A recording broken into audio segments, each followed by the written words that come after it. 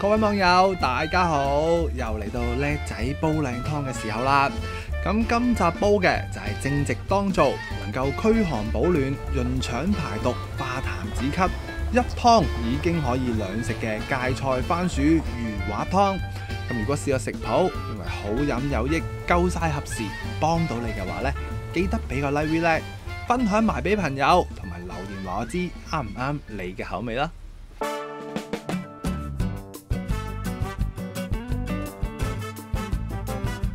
最吸引嘅就係呢嚿雞蛋黃番薯，我哋一齊揭曉下佢嗰個軟硬嗰個質感啊，好似雪糕咁樣。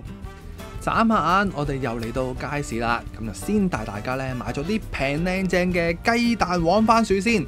溫馨提示嘅咧就係見到有就好買啦，因為咧都唔係成日見到有得賣嘅。咁放心嘅咧就係番薯都好襟擺㗎。嗱，最緊要係12蚊3磅。5蚊1磅，有啲圓碌碌，呢個肥仔啊，肥仔，兩個，最緊要唔好就兩個都得咯，兩個都好重。呢度爛，係咯，方方便面。呢兩個好冇？好。買完6蚊就已經買到2條嘅雞蛋黃番薯之後呢，就帶大家一齊去買埋今集嘅主角，亦都撐下我哋本地嘅農作啦。佢就係新界嘅芥菜，咁我哋一齊去睇下呢啲芥菜靚唔靚仔啦。我兩棵，你揀啲肥美啲。呢兩棵我肥美咯。係啊，同你差唔多。好靚嘅蘋果咧，等下整14，睇下食蘋果嚟啊！屋企有。好靚喎！新鮮嘅新界芥蘭都買埋呢，跟住咧我哋仲要買埋一啲鯪魚滑啦。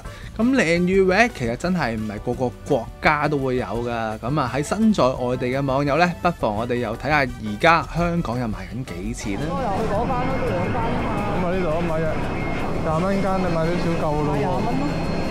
睇下你有葱定冇葱啊？冇葱就襟啲，有葱就靚啲，有葱香啲，有葱咯。要乜嘢啊？鯪魚滑。幾多啊？我20蚊。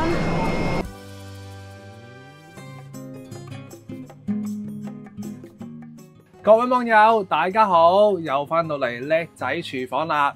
嗱，今集我哋煲呢款湯咧，最主要嘅食材已經喺晒呢度噶啦。其實最緊要真係買呢2款材料都夠噶啦。咁呢一隻就係一隻番薯啦，2隻咁，同埋咧呢一個咧就係我哋新界嘅特產，新界嘅芥蘭係超級大棵咯。係啊，咁樣一個效果會更加之好。咁啊，有個古語有云咧，就叫做10月芥菜啦。咁個意思係咩咧？其實就係話俾你聽，10月嘅就係一個芥菜開花嘅時候啊。咁啊，之後就到咗11月同埋12月咧，就係芥菜最大棵，亦都係最甜、最當造嘅時候。所以而家11、2月，我哋梗係支持下我哋香港本地農作啦。咁我就買翻啲大芥菜嚟補下先。嗱，咁啊，呢款芥菜咧，你會見到佢係咩咧？香港嘅多數都會連根拔起俾你睇下嗰個真章啦，甚至乎咧中醫咧佢會剁咗呢一個根頭咧，就攞去製藥嘅。但係嚴格嚟講咧，即係話俾你聽，呢啲係陀地菜咁樣嘅啫。可能你會攞埋嚟煲湯，但係我覺得泥咧好多一啲菌咧都係藏於泥嗰度發生嘅，所以呢個根頭咧我就唔要噶啦。咁之後啦，我哋要望下嗰啲葉，咁呢啲非常之咁好啦，好喺邊度咧？會有啲窿窿嘅，咁呢啲窿窿咧多數都係有啲蟲害啊咁樣樣，亦即係話咧佢落嘅農藥咧唔會太多，所以先至會俾啲蟲咧過嚟蛀佢。嗱，咁啊大概我哋用咧1棵起有2棵子，呢度2棵咧已經足足有1根，非常之咁聚手噶啦。嗱，咁我就揀棵重身啲噶啦，一開波唔要個根位太過多沙泥啦，之後咧個頭位收翻齊呢個頭。咁呢啲我哋攞去綠在區區回收，跟住啦，咁啊你會見到佢咧，嗱你搣出嚟好厚身嘅，呢啲就係好靚嘅一啲芥蘭啦。OK， 嗱咁我哋咧喺呢個位一次過劈開佢，唔使煩。咁呢個位你想煲埋嘅，都係好肥美嘅位置嚟嘅。OK， 咁我哋戒到咁樣樣，咁啊抌晒落去呢一個近排買呢一個盤咧，就非常之咁 fit 啦。OK， 嗱咁啊，因為咧佢有呢啲咁嘅一個圈啦，所以我哋要小心啲一啲嘅蚊蟲啊、枝啊嗰啲嘢，所以咧我哋一般嚟講咧都要落翻啲鹽水落去浸一浸佢。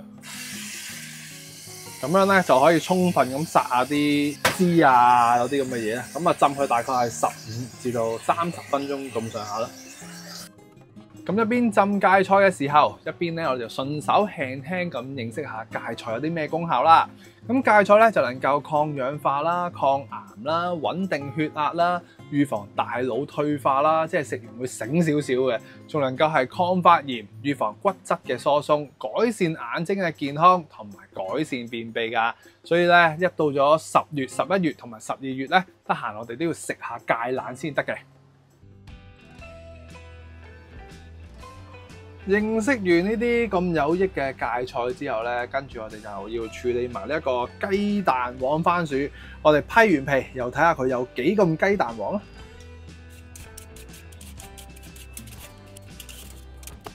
刨好晒皮嘅雞蛋黃番薯，嗱真係相當之咁靚仔，橙橙紅紅㗎。不過咧，當我哋一去完皮之後咧，我哋就要嗱揾啲水去浸住佢。如果唔係咧，佢就好快會變到去有啲灰灰黑黑咁嘅樣噶啦。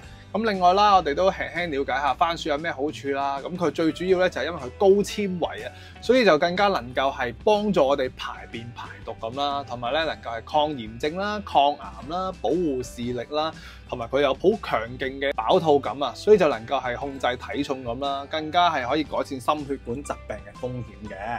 食下番薯都唔錯㗎。咁跟手咧，我哋梗係切埋佢啦。咁啊，切翻厚些少穩陣啲喎。如果唔係咧，冇乜啲質感，大概係一隻手指咁上下啦。咁啊，隔離咧，我哋即刻要揾啲水去浸住佢啦。啱切出嚟嘅雞蛋黃番薯咧，即係成隻蛋黃咁樣樣，好靚好靚。咁啊，你買唔到雞蛋黃，咪買一隻白色嗰隻啦。OK。嗱，咁切呢啲番薯咧，記得又推落去。係啊，如果你用閘嘅方式咧，佢就會好容易，因為佢密度高，一閘落去咧，一脆開咧就會斷咗咁樣樣。OK，咁啊兩隻番薯做埋埋，其實都唔係好多嘅啫，咁上下啦，5、6，大概10件都唔夠。咁同埋咧，啲番薯一切完落去咧，你會見到啲澱粉質都會出晒嚟。呢啲就係啲糖分啊，嗰啲咁嘅沉澱物。話咁快，我哋準備好晒呢啲切咗件嘅番薯啦，同埋呢啲浸咗鹽水嘅芥菜之後咧，我哋仲要將呢啲芥菜過一過水啦，洗埋呢啲菌同菌中間咧，其實有啲沙泥嘅。OK 嗱，咁我捽翻呢啲嘢，咁我哋咧即刻就可以煲得噶啦噃，非常之咁快手啊！好快脆就嚟到煲湯嘅時候咯喎，真係兩種材料就係咁簡單啦。嗱，滾咗大概咧呢度2000水左右啦，半烹咁啊，隨即落咗啲番薯落去先。咁啊，番薯咧其實就好快熟嘅啫。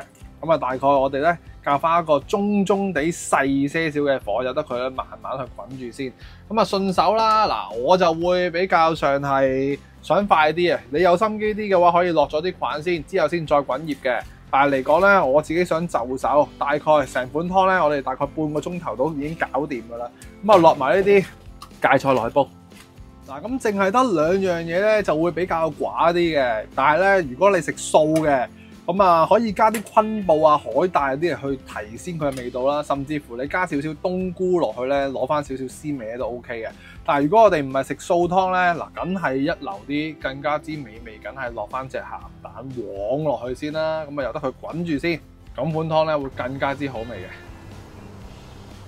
咁呢一款湯咧就有一樣嘢大家要知嘅，因為咧我哋呢一個芥菜咧屬於熱性嘅菜嘅，所以咧就正常嚟講啦，其實你喺出邊 search 一啲資料咧都叫你唔好落薑嘅。我自己咧就落翻2-3片落去，咁大家留意翻啦，因為我哋一陣咧會落翻啲魚肉落去嘅，所以咧我想佢有啲香味啊，辟一啲嘅魚嗰啲味道咧，我就會落少少落去。咁如果你怕好熱嘅，咁我哋就唔好落薑咯。OK， 嗱，咁我哋就冚翻個蓋，咁啊較翻一個中地細嘅滾啦，因為咧啲番薯唔使話咁大力咁去滾佢嘅，我哋要最緊要係煮熟個心啊啫。OK，嗱，咁我哋咧就先煲佢20分鐘。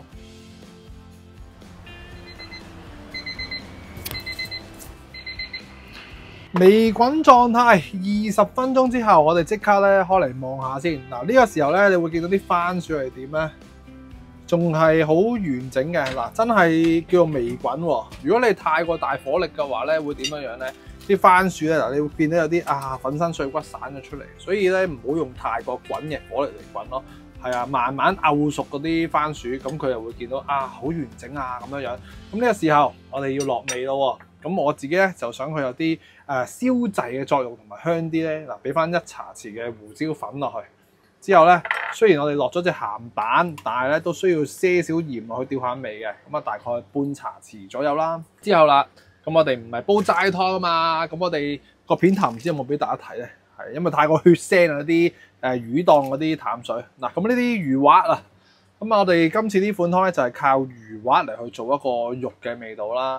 咁我哋咧，所以個水量咧千祈唔好多，大概係2000零3000毫升度嘅啫。嗱咁調翻大丁咁多嘅火，都唔好話太過大喎。之後準備翻隻匙羹啦，隻匙羹咧濕少水，咁我哋咧就可以容易啲甩落去噶啦。咁滾少少落去。係啊，咁你自己有心機啲嘅，咪大化呢啲咯。係啊，咁我哋做碗仔翅嘅形式，薄薄地咁片到佢一件件落去。咁落晒落去之後咧，大概係滾到佢5至10分鐘左右啦。千祈唔好用大滾喎，如果唔係呢啲魚滑咧又會鞋。咁如果你覺得想去提升下做一個我哋平時街邊做嗰個魚肉翅咧係點做咧？其實你可以撈啲生粉落去撈啊，即係開到佢滑身啲、滑厚啲咁樣樣咯。係啊，咁其實我呢啲咧就已經係落晒味㗎啦。OK，嗱咁我哋咧落晒落去，由得佢用個微滾滾到佢10分鐘咁上下。咁我哋呢款芥菜番薯鯪魚滑湯咧就大功告成㗎啦。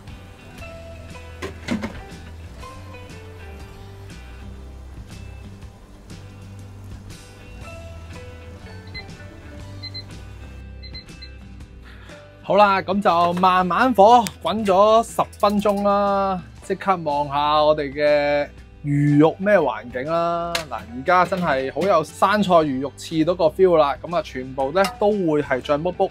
咁趁住而家呢個狀態咧，仲叫做滾起噶嘛。咁我哋其實仲有啲嘢未落嘅。如果你想拉啲絲出嚟咧，就要搞一搞佢嘅。但係而家咧就比較難搞啦。咁我就直接喺呢一度咧落埋呢啲鹹蛋水落去，冚翻個蓋，焗一焗佢。咁樣咧，佢啲蛋白咧就應該熟得晒㗎啦。由於時間關係啦，咁我除咗冚咗個蓋焗佢一陣之外咧，仲俾咗少少火落去。嗱，咁已經熟晒㗎啦呢啲鹹蛋。OK，嗱咁即刻畢嚟啦。咁希望大家中意呢個咧喺一個10月至到11、2月嘅時候咧嘅季節湯水啦。咁又可以一湯兩食，哇！你睇幾好，又有鯪魚滑食，又有番薯食。